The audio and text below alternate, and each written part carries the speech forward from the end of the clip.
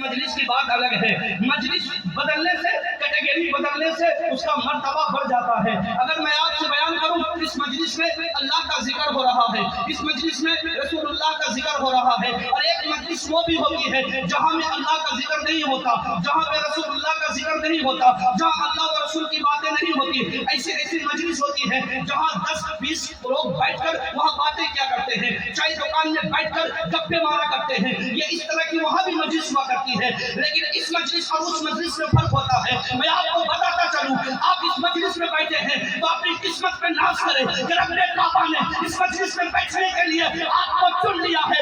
آپ دکان میں بیٹھ کر گھنٹوں رہے کیا فائدہ ہوگا، آپ بازاروں میں بیٹھ کر وہاں مجلس سجائیں کیا فائدہ ہوگا. میں آپ کو یہاں بیٹھنے کا فائدہ بتاتا ہوں، وہاں فائدہ ہو یا نہ ہو، لیکن جو بندہ اس مجلس میں بیٹھتا ہے بیٹھنے والے کا مرتبہ بڑھ جاتا ہے، بیٹھنے والا خوش نصیب ہوتا ہے، بیٹھنے والا عشق نبی کے رنگ میں ڈھل جاتا ہے. جب اس مجلس میں بیٹھنے والا اگر بیٹھے بیٹھے اللہ کا ذکر کرتے کرتے رسول اللہ کا نام لیتے لیتے اس مجلس میں بیٹھنے والا اگر انتقال ہو جائے تو رب کعبہ اسے شہید کا درجہ عطا فرماتا ہے.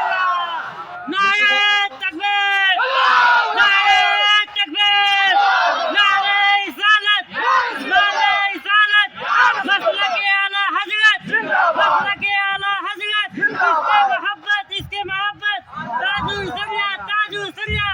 مجلس وہاں بھی سستی ہے، مجلس یہاں بھی سجی ہے. وہاں آپ بیٹھتے ہیں کیا فائدہ ہوتا ہے اس کے بارے میں میں نہیں بتاؤں گا. آپ کو وہاں فائدہ ہوگا، دنیا میں فائدہ ہوگا. ہو سکتا ہے کہ چند ایسے اہم گفتگو ہو جائے، لیکن اس مجلس میں بیٹھنے کا فائدہ ہی فائدہ ہے. اگر آپ یہاں بیٹھتے ہیں تو یہاں پر بیٹھنے والے انسانوں کے سر تلے فرشتے اپنا نوری پر بچھا دیا کرتے ہیں، وہ فرشتوں کے سائے تلے بیٹھتے ہیں. یہاں پر بیٹھنے والا خوش نصیب ہوتا ہے، یہاں پر بیٹھنے والا خوش نصیب ہوتا ہے. اپنی قسمت پہ ناز کرے کہ رب کعبہ نے آپ کو اپنے پاک محبوب کی مجلس میں بیٹھنے کے لیے چن لیا ہے. حضرات گرامی، اللہ تبارک و تعالیٰ کا شکر ہے کہ ہم لوگ یہاں بیٹھے ہیں، سن رہے ہیں. اللہ تبارک و تعالیٰ نے ہمارے دلوں میں ایمان کی روشنی رکھی ہے. ہم مسلمان ہیں، اپنی قسمت پہ ناز کرتے ہیں. دنیا میں بسنے والے تمام افراد، دنیا میں جتنے بھی مذاہب ہیں، جتنے بھی ادیان ہیں، پوری دنیا کو لے لیں اور ایک طرف مسلم قوم کو لے لیں، ایمان والوں کو لے لیں جن کے دل میں اللہ تبارک و تعالیٰ نے ایمان کی روشنی رکھی ہے. پوری قوم، دنیا کے تمام ادیان کے چاہنے والے، تمام مذاہب کے چاہنے والے ایک پلے میں رکھ دیے جائیں. اور یہ مسلم قوم، میں صرف ایک بندے کی بات کرتا ہوں کہ جس کے دل میں اللہ و رسول کی محبت ہے، جس کے دل میں ایمان کی روشنی ہے. اگر ایک پلے میں ایمان والا ہو اور دوسرے پلے میں ساری قوم کے افراد موجود ہوں، پھر بھی مسلم قوم کے ایک فرد کا پلہ بھاری نظر آئے، کیونکہ رب کعبہ نے آپ کو بلند فرمایا ہے، آپ کے دل میں ایمان کی روشنی رکھی ہے. حضرات گرامی، چلیے میں اہم گفتگو کی طرف چلتا ہوں. ہمارا دل جب سکون پاتا ہے، ہمارے دل کو جو سکون ملتا ہے، کیسے ملتا ہے، میں یہ گفتگو کرنے کی کوشش کروں گا. حضرات گرامی، آج موجودہ وقت میں، آج خاص طور پر جو میری گفتگو ہوتی ہے، باہر میں جو عام طور پر بیان کرتا ہوں، دور حاضر کے نوجوان اور نوجوان بچیاں ہماری مخاطب اور مخاطبہ ہوا کرتے ہیں. عام طور پر آج موجودہ وقت کے حالات میں گفتگو کرتا ہوں. آج موجودہ وقت کو لے، موجودہ وقت میں تبدیلیاں نہایت ضروری ہے. کسی بھی ایک نوجوان کو اٹھائے اپنے معاشرے اور محلے سے، ان کی زندگی کو دیکھیں، ان کے شب و روز کو دیکھیں، ان کی زندگی کس طرح گزر رہی ہے. صبح شام ان کے آپ دیکھیں کس طرح وہ زندگی گزار رہے ہیں. ان کا اٹھنا بیٹھنا چلنا پھرنا دیکھیں تو آپ یہ فیصلہ کریں گے، آپ یہ کہنے پر مجبور ہو جائیں گے کہ دیکھ کر ایسا معلوم ہوتا ہے کہ ان کے دل میں ایمان کی روشنی تو ہے، لیکن حقیقتاً دیکھ کر ایسا محسوس ہوتا ہے کہ یہ ایک مسلمان کا بچہ نہیں ہے، یہ نوجوان یہ مسلمان نہیں ہے. کیونکہ ہمارا رنگ ڈھنگ، چلنا پھرنا اٹھنا بیٹھنا ہر چیز دنیاوی ماحول کے مطابق ہو رہا ہے، مغربی تہذیب کے مطابق ہو رہا ہے، غیروں کی عادتیں ہمارے دلوں میں ہمارے ذہنوں میں رس بچ چکی ہے۔ آج دیکھیں بندہ آج موجودہ وقت میں بندہ خوبصورتی کے پیچھے بھاگ رہا ہے، جس چیز کی طرف نگاہ اٹھی، جس پر نظر پڑی خوبصورت چیز ہے، اسے اپنانے کی کوشش کرتا ہے۔ آپ لوگ سن رہے ہیں؟ آپ لوگ سن رہے ہیں؟ آپ کبھی بولیے گا کبھی کبھی سبحان اللہ۔ اسٹیج میں بیٹھنے والے خاموش رہیں گے تو پھر چلے گا نہیں۔ عادت ہے اسٹیج والے سے بھی بلوانے کے لیے، چچا لوگ کتنا بولیں گے سبحان اللہ۔ ایک بار بولیے چچا سبحان اللہ۔ آج انسان خوبصورتی کے پیچھے بھاگ رہا ہے، جدھر دیکھے خوبصورتی کے پیچھے۔ بندہ اگر کوئی موبائل خریدا تو خوبصورتی دیکھتے، بہت خوبصورت موبائل۔ اگر کسی کی بلڈنگ پہ نظر پڑی تو بہت ہی خوبصورت بلڈنگ ہے، اور اس کو دیکھ کر اپنا دل دے بیٹھا۔ آج شادی بیاہ کے معاملات کو طے کرے تو خوبصورتی کے پیچھے بھاگے۔ آج موجودہ وقت میں دیکھے تو بندہ خوبصورتی کے پیچھے بھاگ رہا، اخلاق، کردار، کریکٹر نہیں دیکھ رہا، ہر معاملات میں خوبصورتی کے پیچھے بھاگ رہا۔ جب خوبصورتی کے پیچھے بھاگتا ہے، جب اس کی نگاہیں خوبصورت چیز کو دیکھتی ہے، نوجوانوں توجہ سے سنیں گے، صرف 10 منٹ کی گفتگو ہے، خاص توجہ میں آپ کی چاہوں گا۔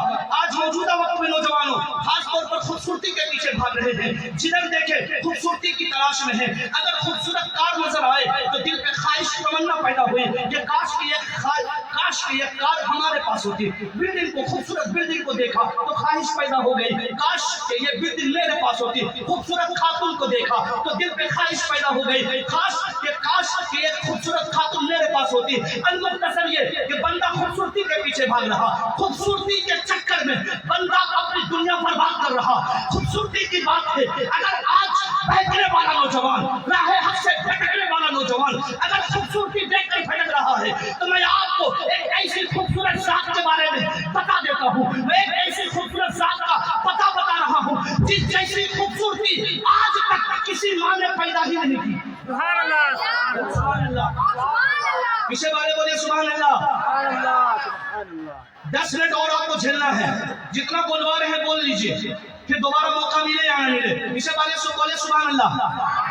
خوبصورتی کے پیچھے بندہ بھاگ رہا، خوبصورتی کے چکر میں دنیا برباد کر بیٹھے، خوبصورتی کے چکر میں آخرت کا سودا کر لیا۔ میں آپ کو بتانے جا رہا ہوں، اگر آپ نے خوبصورتی کے چکر میں اپنی دنیا برباد کر لی ہے، خوبصورتی کے چکر میں آپ نے اپنے آخرت کا سودا کر لیا ہے، تو میں ایک ایسی خوبصورتی کے بارے میں بتا رہا ہوں جس کو دیکھنے کے لیے جنت کی حوریں ترسے، جس کو دیکھنے کے لیے جنت کے فرشتے ترسے، جس کو دیکھنے کے لیے دنیا کا ذرہ ذرہ ترسے، جس کو دیکھنے کے لیے دنیا میں خطہ خطہ ترسے، وہ خوبصورتی کو دیکھنے کے لیے پوری کائنات کی مخلوق ترسے۔ وہ خوبصورت ذات کیا ہے؟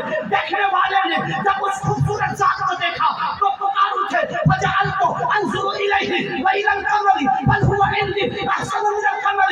آپ نے خوبصورت چیز کو دیکھا ہوگا اور اس کا چرچا کیا ہوگا، کتنی حسین ہوگی، کتنی خوبصورتی ہوگی، لیکن میں آپ کو اس ذات کے بارے میں بتا رہا ہوں کہ آپ نے ایک سے ایک حسیناؤں کو دیکھا ہے، آپ نے ایک سے ایک جمیلاؤں کو دیکھا ہے، آپ نے چاند کو بھی دیکھا ہے، آپ نے سورج کو بھی دیکھا ہے، ان کی خوبصورتی کو دیکھ کر آپ نے اپنا دل دیا ہے، لیکن میرے نبی کی خوبصورتی کے بارے میں بتا رہا ہوں، اگر آپ نے ان کی خوبصورتی کا تذکرہ ہی سن لیا تو کیا کریں گے کہ حسن کا ان کا جلوہ نما، انوار کا عالم کیا ہوگا، ہر کوئی فدا ہے بن دیکھے، دیدار کا عالم کیا ہوگا۔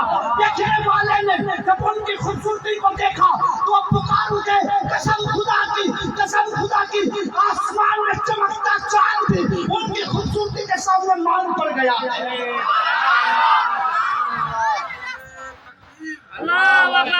جب ان کی خوبصورتی کو دیکھا تو پکار اٹھے، وَأَحْسَنُ مِنْكَ لَمْ تَرَ قَطُّ عَيْنِي وَأَجْمَلُ مِنْكَ لَمْ تَلِدِ النِّسَاءُ خُلِقْتَ مُبَرَّأً مِنْ كُلِّ عَيْبٍ كَأَنَّكَ قَدْ خُلِقْتَ كَمَا تَشَاءُ۔ دیکھنے والے نے جب دیکھا تو پکار اٹھے، قسم خدا کی کہ رب کعبہ کی قسم، اس جیسی خوبصورتی آج تک اس نگاہ نے دیکھی ہی نہیں، آج تک کسی ماں نے اس طرح کا بچہ پیدا ہی نہیں کیا۔ وہ خوبصورت، اگر خوبصورتی کے پیچھے بھاگتے ہیں حضرات گرامی، اب بس 5 منٹ اور، اللہ تبارک و تعالیٰ نے ہم پر بہت سارے احسانات کیے ہیں۔ اللہ تبارک و تعالیٰ کا یہ تو بہت بڑا احسان ہے، میرے نبی علیہ السلام نے فرمایا کہ انسانوں کو انسانوں کو جو سب سے اہم قیمتی دولت نعمت دی گئی وہ ہے ایمان کی دولت. ایمان. توجہ ہے آپ لوگوں کی؟ میری آواز پہنچ رہی ہے آپ لوگوں تک؟ نہیں پہنچ رہی ہے؟ اللہ اکبر اللہ اکبر. کوئی بات نہیں ہے، کوئی بات نہیں ہے. پھر دوبارہ موقع ملے گا تو پھر سنائیں گے انشاءاللہ تعالیٰ. پوری زندگی مجھے مہاراج پور میں ہی گزارنی ہے. بس 1-2 سال کے بعد مکمل طور پر سیٹل ہونے والا ہے. پھر یہاں سے ہلنے والے نہیں ہیں، نہیں چاہیں گے پھر بھی سنائیں گے. آج موجودہ وقت میں بد عقیدگی، بد مذہبی اس طرح تیزی کے ساتھ پھیل رہی ہے، اس کا اندازہ ابھی آپ کے چہرے کو دیکھ کر لگایا جا سکتا ہے. کوئی بد عقیدہ لوگ آپ کے ایمان کو لوٹنے کے فراق میں ہے. بد عقیدہ لوگ آپ کے گھر تک گھس رہا ہے، آپ کو خبر تک نہیں. داڑھی ٹوپی لگا کے بد عقیدے لوگ آپ کے ایمان کو لوٹنے کے فراق میں ہیں، آپ کو اس کی خبر تک نہیں. وجہ کیا ہے معلوم؟ وجہ یہی ہے کہ آپ اپنے خاص امام اور محلے کے عالم کی طرف توجہ نہیں دیتے. سمجھ رہے ہیں آپ کے ایمان کی حفاظت باہر کے آنے والے مقرر نہیں کریں گے. یاد رکھیں آپ، باہر والے مقرر آئیں گے، 1 گھنٹہ آپ کو ہلائیں گے، بیان کریں گے، جو سنانا رہا سنائیں گے. پھر 1 گھنٹے کی جو محنت ہوگی بس وہی محنت کر کے وہ چلے جائیں گے. پھر پورا سال دیکھنے کے لیے نہیں آئیں گے. پورا سال اگر آپ کے ایمان و عقائد کی حفاظت اگر کرتے ہیں یا کریں گے تو کون کریں گے؟ محلے کے امام اور محلے کے عالم. بات سمجھ آ رہی ہے؟ اس لیے خاص طور پر محلے کے امام اور عالم کو ضرور توجہ سے سنیں، کیونکہ وہ جو بیان کرتے ہیں یا کریں گے وہ آپ کے حالات کو، محلے کے حالات کو دیکھ کر وہ بیان کرتے ہیں کہ ہمارے محلے کو کس چیز کی ضرورت ہے، کیا چیز ہمارے محلے کو چاہیے، اس حالات کو دیکھ کر وہ بیان کرتے ہیں. حضرات گرامی، تو آج نعرہ تکبیر، نعرہ رسالت، شاعر اسلام بسم صاحب، جامی بسم صاحب قبلہ تشریف لا چکے ہیں. الحمدللہ آپ ایک اچھے شاعر کی آپ زیارت کریں. الحمدللہ ان کی شاعری بہت شاندار ہوتی ہے. بھاگلپور کے کونے کونے میں ان کا چرچا ہے اور انشاءاللہ پورے ہندوستان میں بھی ان کا چرچا گونجے گا. تو آج مہاراج پور آئے ہیں، انشاءاللہ تبارک و تعالیٰ پورے ہندوستان کے کونے کونے تک پہنچیں گے. ایک شاعر آپ کے سامنے موجود ہے، ان کی بھی زیارت کی ہے. درود پاک پڑھیے، اللہم صلی علی سیدنا و شفیعنا و حبیبنا و مولانا محمد مہدی الوجود صلاۃ و سلام علیک یا رسول اللہ صلی اللہ تعالیٰ علیہ وسلم. میں کہہ رہا تھا کہ اللہ تبارک و تعالیٰ نے آپ پر بہت احسان فرمایا ہے. آج آپ مسلمان ہیں، آپ کے دل میں ایمان کی روشنی ہے، یہ اللہ کا احسان ہے.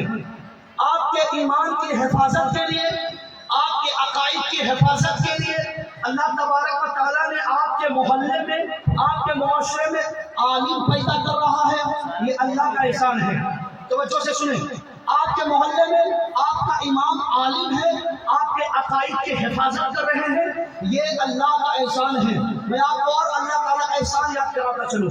اللہ تعالیٰ نے آپ پر کتنے احسانات کیے ہیں. قرآن کریم میں اللہ تعالیٰ فرماتا ہے، بہت مختصر میں اللہ تعالیٰ فرماتا ہے لا تحصوها. اتنا احسان اللہ تعالیٰ نے آپ پر کیا ہے کہ آپ اس کو شمار نہیں کر سکتے ہیں، آپ اس کو گن نہیں سکتے ہیں. آپ کاؤنٹنگ کرنا چاہیں تو آپ اسے شمار نہیں کر سکتے ہیں. اتنا زیادہ اللہ تعالیٰ نے آپ پر احسان کیا ہے. ایمان کی حفاظت ہو رہی ہے، یہ اللہ کا احسان ہے.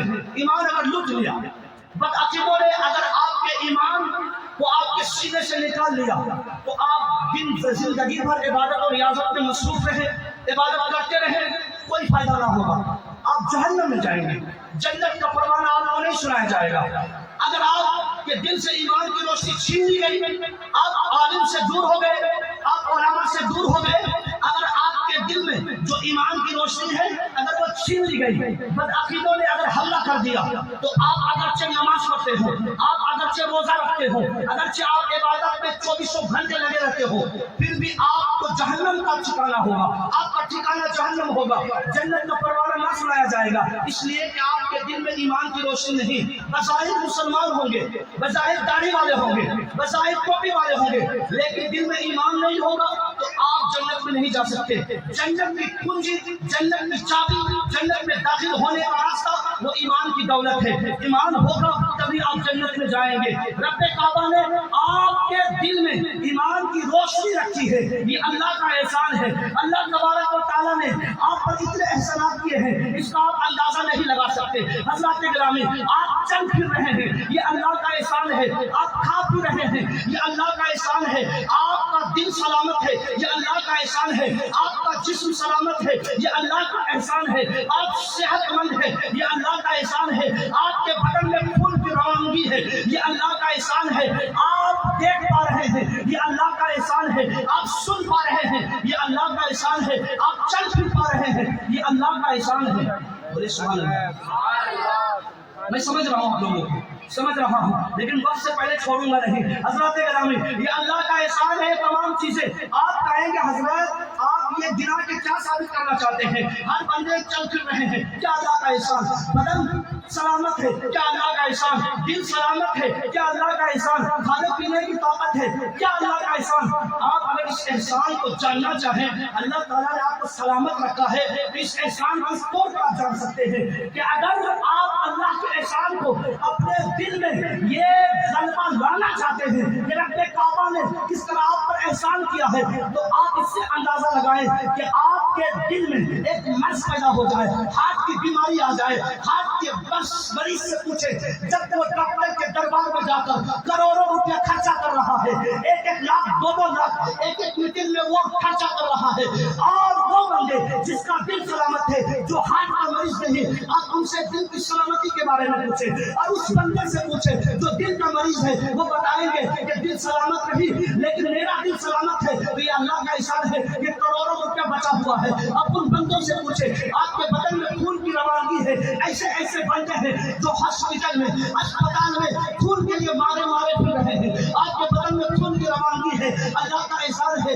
یہ تمام نعمتیں جو رب کعبہ نے دی ہے، سننے کی طاقت دی ہے کہ آپ علماء کرام کے بیانات سن کے اب اپنے ایمان کی حفاظت کر سکے، یہ اللہ کا احسان ہے۔ آپ کہیں گے کیسا احسان؟ سب لوگ سن رہے ہیں، تو آپ اس پہلے سے پوچھے کہ کان کی قیمت کیا ہوتی ہے، آپ اندھے سے پوچھے کہ آپ کی قیمت کیا ہوتی ہے، آپ کو 2 وقت صحیح سے کھانا مل رہا ہے، جس میں حلال آپ کھا رہے ہیں، آپ عزت کی زندگی گزار رہے ہیں، لیکن ایسے بھی بندے ہیں جو روڈ پہ چوراہے میں 2 وقت کی روٹی کے لیے بھیک مانگ رہے ہیں۔ اللہ تعالیٰ نے آپ کو بھیک مانگنے سے محفوظ رکھا ہے، عزت کی زندگی گزار رہے ہیں، یہ اللہ کا احسان ہے۔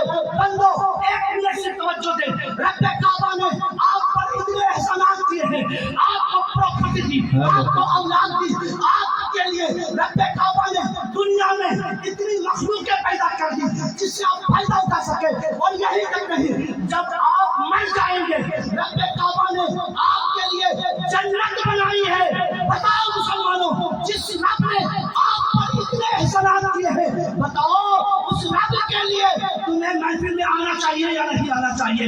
بتاؤ اس رب کے لیے مسجد میں سجدہ کرنا چاہیے یا نہ کرنا چاہیے؟ بتاؤ جس رب نے آپ کے دل کو سلامت رکھا ہے، اس رب کے لیے سجدہ کرنا چاہیے یا نہیں؟ بولیے کرسی میں بیٹھ کے بڑا صوفہ لگا کے بالکل قاعدے سے پیر صاحب کی طرح جبہ اوپر لگا کے تقریر کریں گے، تب سمجھ میں آئے گا کہ یہ جو ہے اچھا مقرر ہے، کرسی توڑنے والا مقرر ہے۔ کھڑے ہو کے اگر بیان کر رہے ہیں آپ، ایک کرسی کر رہے ہیں، اس طرح کا آپ کمیٹی والے حضرات اور آپ کے امام صاحب لوگوں نے انتظام ہی نہیں کیا ہے کہ کرسی میں بیٹھ کے ہمارے گھر کو سنبھال سکے۔